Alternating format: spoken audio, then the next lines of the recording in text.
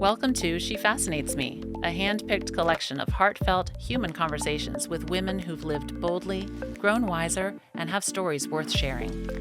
In a world flooded with AI content and perfectly polished personas, we're all craving something real, and you can't fake this. From big reinventions and quiet pivots to wisdom on wellness, leadership, and turning a passion into a business, each episode is honest, inspiring, and full of connection. Today I'm talking with Amy Budow, one of my childhood friends and still a dear friend 40 years later. At 39, she quit her job to take a solo trip around the world. In this episode, you'll hear how she dreamed it up, mapped out the logistics, and embraced the cultural thrills along the way. Today, she even consults with others ready to try solo travel themselves. Amy's mix of bravery, spontaneity, and genuine curiosity took her to places most of us only scroll past on Instagram. It took planning, discipline, and a whole lot of heart, but that big sparkling goal of circling the globe kept her moving forward. If solo travel is on your mind, this episode might be your first step toward making it real. Sometimes all it takes is one person to inspire you.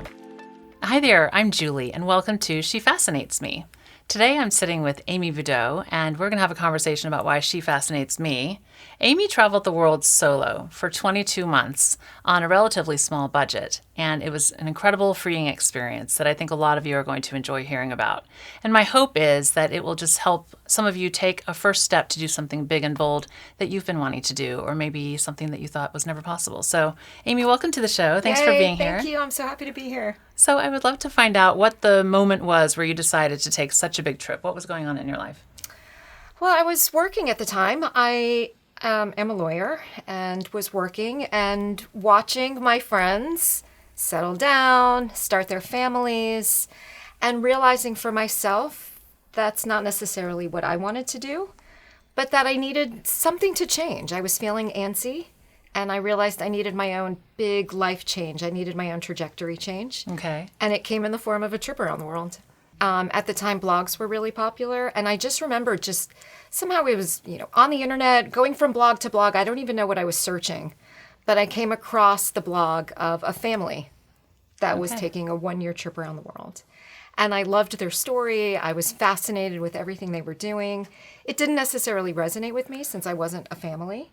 But their blog led me to another blog of a solo female traveler. Perfect. And that was it. That was the day I knew this is what I'm going to do. That's incredible. Okay. So putting some first steps into motion for such a trip, can you explain where you even began?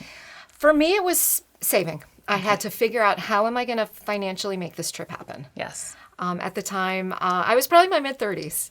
And I had no idea how long it was going to take, to make this happen. At the time, I had to figure how long I was going to go for. I needed to know what I was saving for. Okay. So I decided on 18 months. A year didn't quite feel long enough. Gosh. 2 years felt too long. So I settled on 18 months. That is just so bold in itself, because if I were to think about taking a solo trip, maybe I would start at thinking about something for a month. You went all the That's way right. to 18 It's outrageous. months. It's an outrageous amount of time. It's I mean, incredible. we don't usually travel in that way. We don't usually take gap years or, think about traveling for extended periods of time. We're great at vacationing, for maybe a week or two, but that kind of long-term travel isn't common. Well, and it's interesting you make that distinction, because vacationing and long-term travel, it sounds like, are very different things. They are. They have a lot of similarities, but definitely differences. But you really, really thought big from the get-go. Definitely. Yeah. Yes, I knew I was going big. Even though you were taking such a big trip and going so far for so long, you had to put a lot of things on pause. So it's kind of an interesting dichotomy, right? Thinking about going and then pausing, a lot to coordinate, for sure. Well, it was, such a huge shift. Even just making sure my dog was cared for, and your baby. I know baby that was a really big deal. I knew if I didn't get that care settled, I wouldn't be able to do the trip. But I found that things started falling into place. Okay. I knew I was on the right track. I knew I was making the right decision, because those big things did fall into place, and there was an ease with which it fell into place. So in order for you to start the trip, money obviously is the biggest deal. So how did you even figure out how much money you needed to budget? I had to save it all on the front end. I knew I wasn't going to be working while I was traveling. Right. So I figured at the time, $50 a day to be doing, long-term travel, especially in certain parts of the world was really doable. So when you talk about $50 a day, it brings me back to some book I remember probably from the 80s or 90s, Rick Steves, and he had a book about traveling Europe for $50 a day. I think the $50 a day plan has been around for a while, actually. Okay, even with inflation, it's just Right? stayed at 50, right? Which is pretty remarkable. Okay, and so you say that included everything. So what is everything?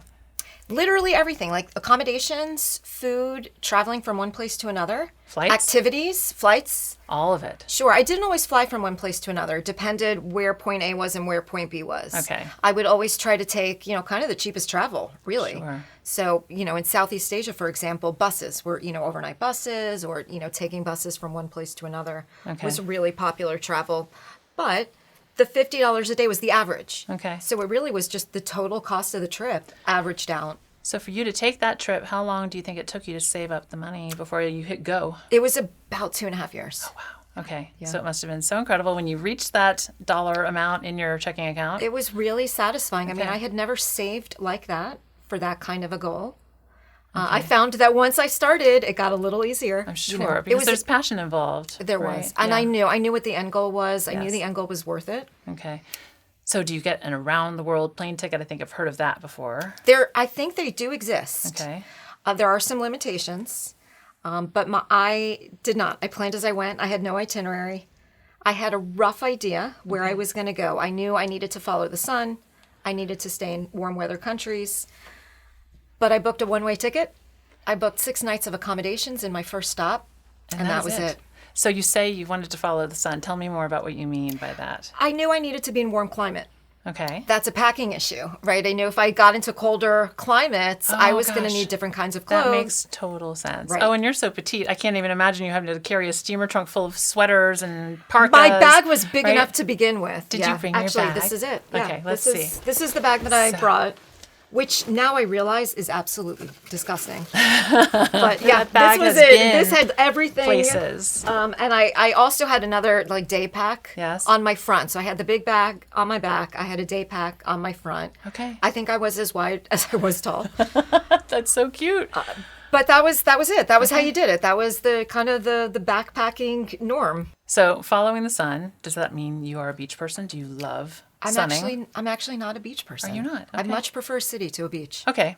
Yeah. But you just wanted to be traveling in climates where you're not freezing. and Right. you It was pack right. light. That's exactly right. It was more a packing issue. Yeah, like shorts and tank tops. Right. Yeah. Yeah. I was always in warm weather places. Okay. So I'm sure you did a lot of research on the blogs about packing and all of that. So what did you learn? Oh, that was a whole thing. I did do a lot of research on blogs of Okay. packing. It was probably the one thing I researched the most. Okay. Was packing. Great. So you had everything you needed crammed into that little backpack. And it was a total and complete fail. You're kidding. It was probably the biggest fail of the trip. It might have been really the only fail of the trip. Well, I tell spent me more. so What much. happened? I spent so much time reading other people's packing lists. Okay. And I realized over time, they all kind of sound the same. All right. Everyone's bringing, roughly the same kind of things. Sure. So I followed suit, and I started, collecting. Followed suit. Unintended. Okay, sorry. Go I ahead. started collecting, technical clothing. Yeah. Like pants that you can roll up to be like shorts Okay. or capris, and that made perfect sense to Sure. me. It served double duty. It didn't take up too much space in my backpack. But I realized when I arrived in my first destination, I started in Australia. I mean, I was in, regular metropolitan cities. Uh-huh. I had a bag full of clothing I didn't want to wear. You just didn't like it? Didn't feel wasn't like you? It wasn't me. I was ticking boxes. I was checking off the list. Oh, I need this kind of pant and this type of moisture wicking shirt, which again is fine for Sure. some people, for travel. It makes me think of the summer camp packing list that I've had to do for Arden when she was going to summer camp. And you go through the checklist and you order a million things on Amazon. And you run Yep. around town and gather everything. And sure, she had everything she needed, but it sounds like you just didn't feel like yourself. For me, Okay. for what I packed, it didn't work. I Okay. spent, I think, about the first month shopping. Oh my gosh. I had to just completely, I kind of started from scratch. Okay. All right. And so it worked out well. lesson Then I learned. had clothes I wanted to wear. Felt more like myself. So far, sounds easy. You don't have an itinerary. You are just kind of winging things and planning them as you go. You're dressing for yourself. Completely normal, right? Okay, so it all feels very freeing. I think any situation you can overthink, right? And so I wonder if certainly you were inspired by the blogs, but I suppose for you, paying too much attention to the blogs just put you kind of in an overthinking mode, and it was just better to be a little more spontaneous. Yeah, and yourself. and it took a little while even just to kind of find my way in the trip. Well, sure. Yeah, Talk about and kind that. of ease into that lifestyle. I went for a long time. To travel for that kind of period of time, and especially with no plan. It was, I could do whatever I wanted with my day. Sure. It took a while to get used to that. Well, just to really get used to the freedom of that. You were grinding it out probably for 40 plus hours a week as a lawyer, right? Yeah, exactly. And so to go from that to not working at all. It did. Took a little while just to really unwind and relax into it. Sure. Relaxing into it is what I wanted to get to, because you're there to have fun, but also there's some work involved with logistics and surviving and making sure you understand the culture and all of that. So was it all fun? Did it feel like all fun, or was it kind of a mix at first? It was 100% all fun. Okay. But yes, there were definitely, I would say on a regular basis, I was dealing with my logistics. Okay. I was constantly having to figure out, what's my next destination? How am I getting there? Where am I staying? Mm-hmm. So logistics was a huge part of the trip. Okay. But flexibility.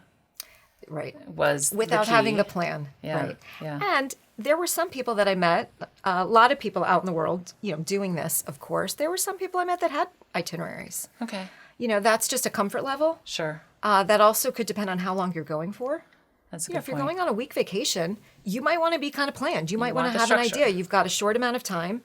You want to maximize your time. Yeah. See or do as much as, you care to. You don't want to miss out on anything. Yeah. But when you have the luxury of more time. An for extended period of time, Yeah. I didn't have to plan. And I was comfortable with that. I think that's the most important thing that I don't know if it's like left brained or right brained, but whichever way I'm wired up, I didn't need to be overly planned. I didn't really even need to be planned at all.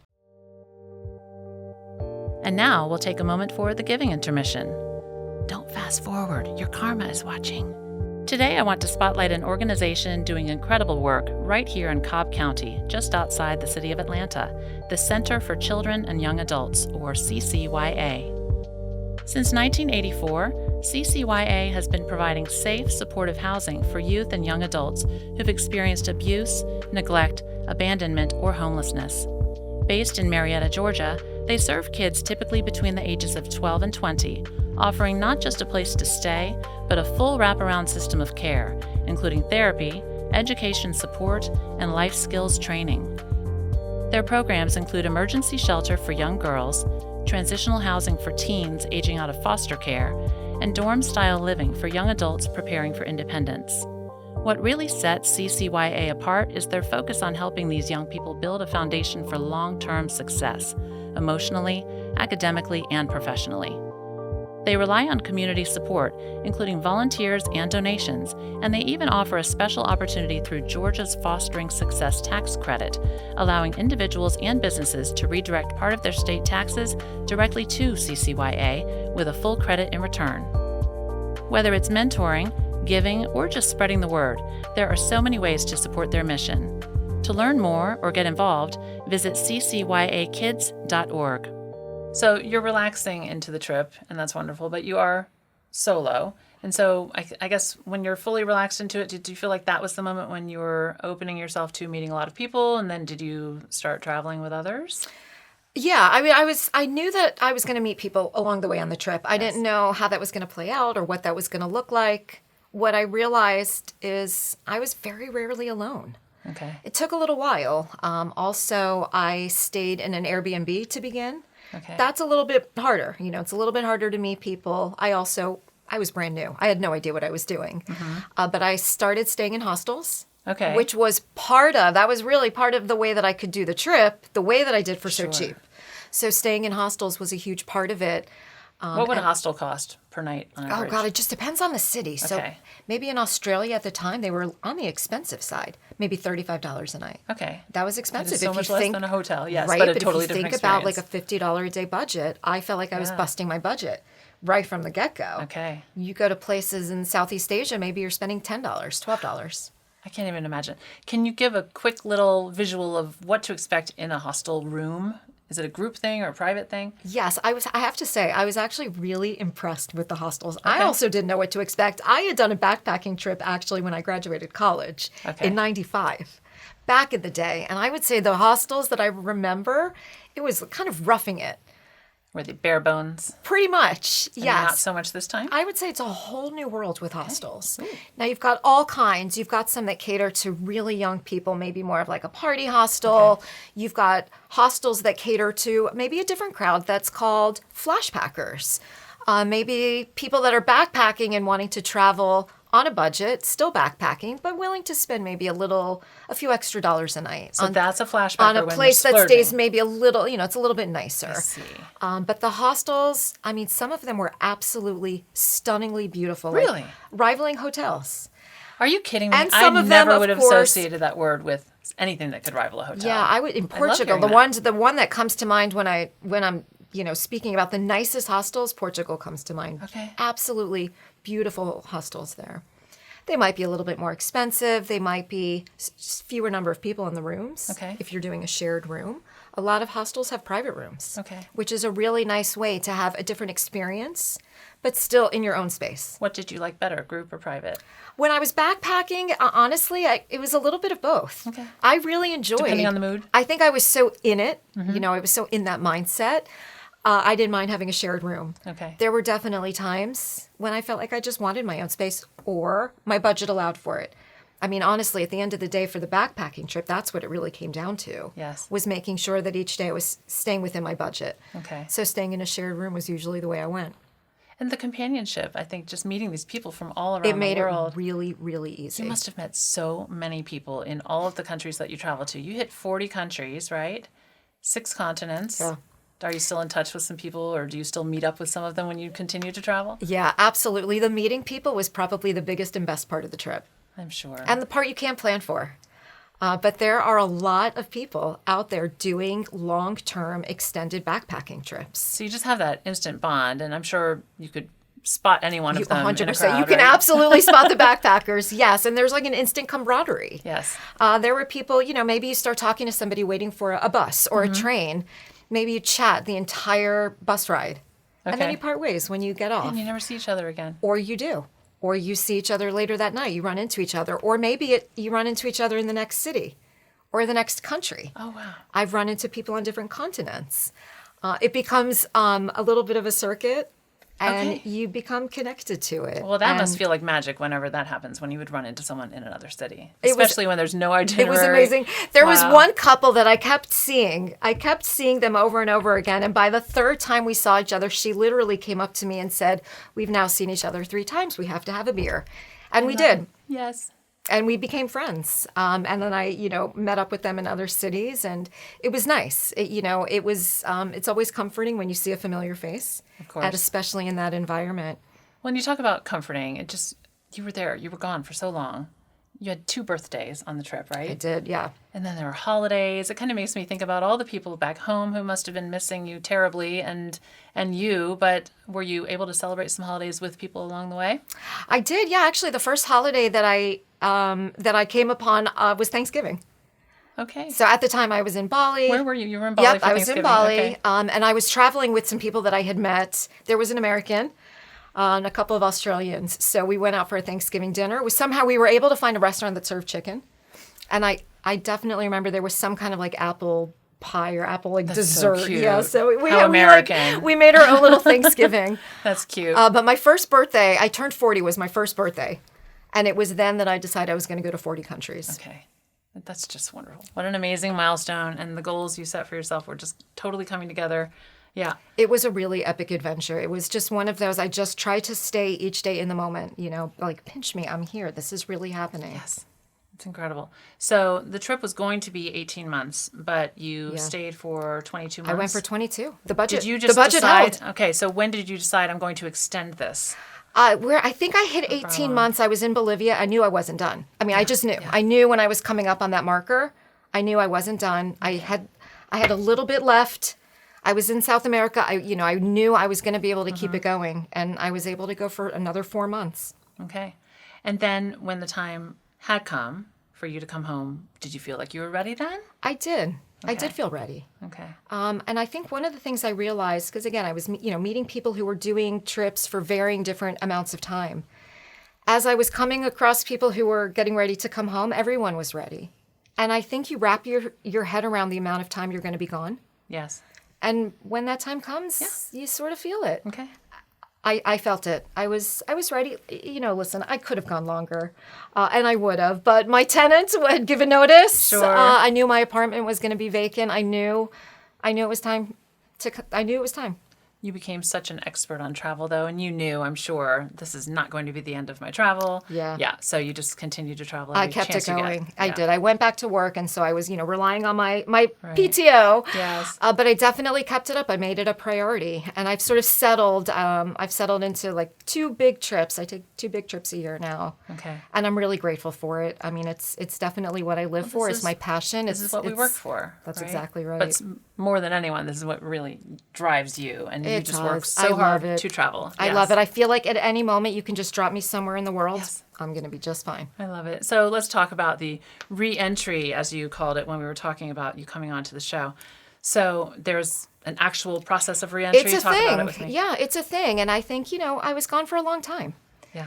And it was a really epic adventure. And it's just really hard to come home. It's, I had to go into my new normal. Okay. One thing that I absolutely recognized when I got home is I stopped setting an alarm. And I haven't set an alarm since. Oh, wow. So that was like Big the life one change. really big change that stands out the most. I was a really terrible snooze addict. But the reentry was challenging. It took time to just readjust. Well, and get back And into get a back total in, routine, And get right? back into a routine. Yeah, yeah. It was probably about 4 months before I went back to work.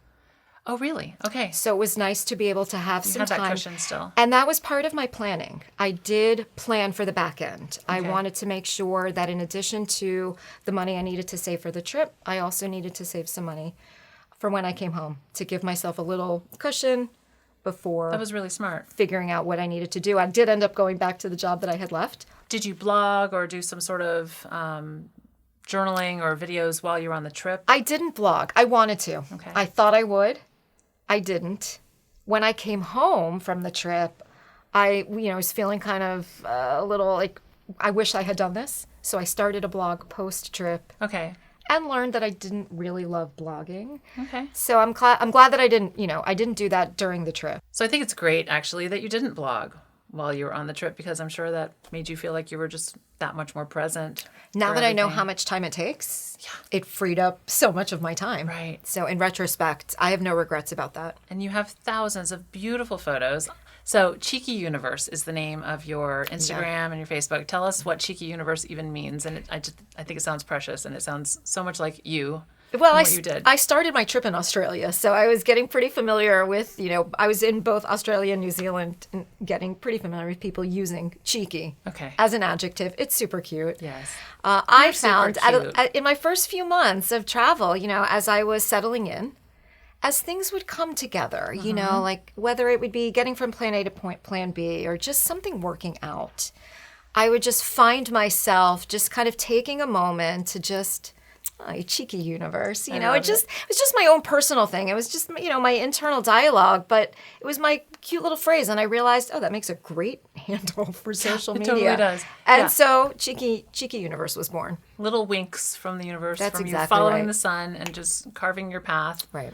And having all those wonderful successes and connections along the way. I love that you did it. And so now with Cheeky Universe, I think you must be having so much fun helping others who are wanting to travel solo. I do. I have people reach out to me all the time, and whether it's solo travel or any travel. Okay.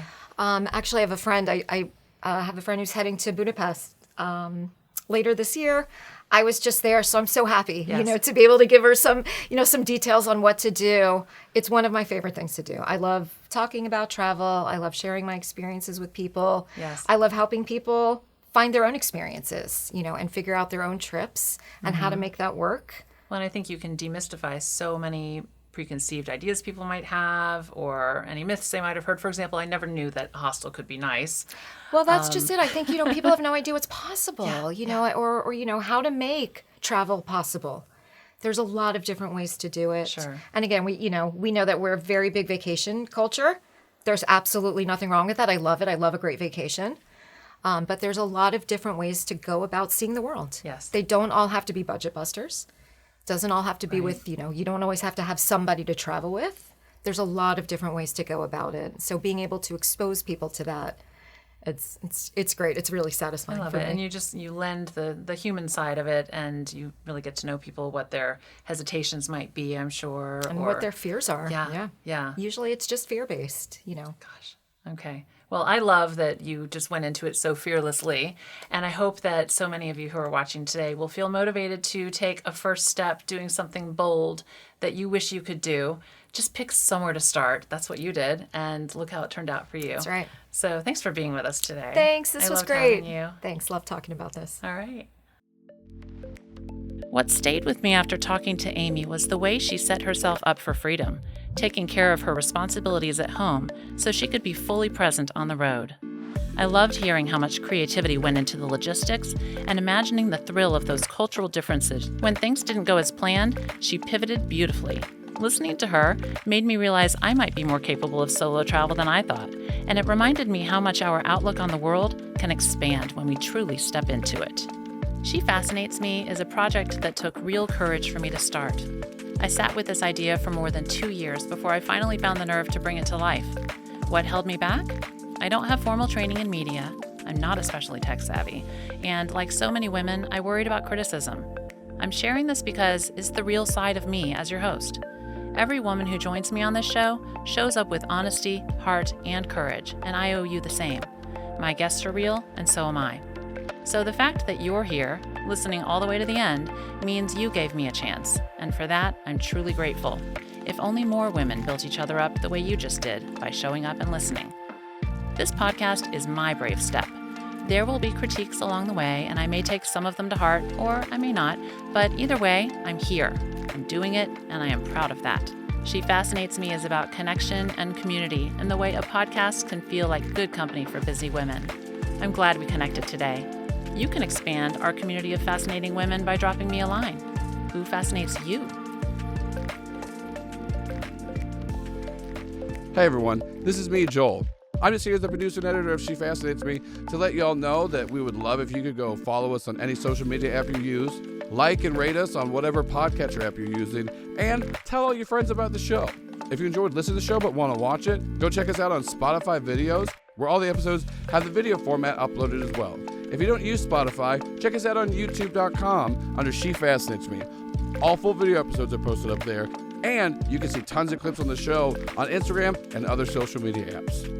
Thank you so much for listening to She Fascinates Me, and make sure to come back every week so you can hear another fascinating conversation with Julie and one of her guests. And who knows, like she said, maybe you can suggest someone who fascinates you and you'll hear them on the show. Thanks again for listening, and make sure to like and follow us wherever you can.